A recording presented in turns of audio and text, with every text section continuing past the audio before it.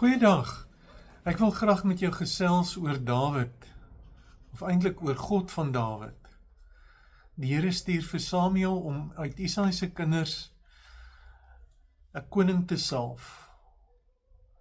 Dawid se broers kom voor Samuel verby en een na die ander dink Samuel by homself, hierdie een moet die koning wees.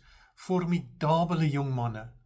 Manne wat werklik die posisie van die koning sou kon volstaan in Samuel se oë. Maar die Here sê vir hom elke keer nee. Want die Here kyk nie na die buitekant nie. Hy kyk nie na dit wat, soos hy sê, voor oë is nie. Die Here kyk na die binnekant.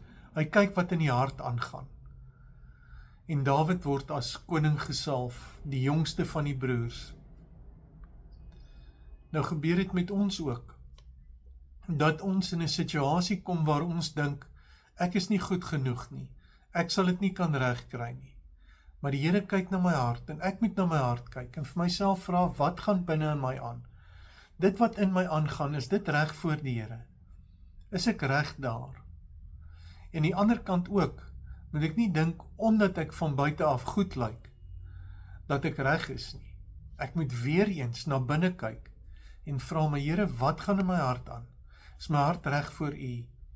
Mag jy ervaar dat die Here 'n pad met jou loop, soos hy met Dawid geloop het, omdat jou hart voor hom reg is. Mag hy jou seën en vir jou werklik 'n goeie toekoms gee.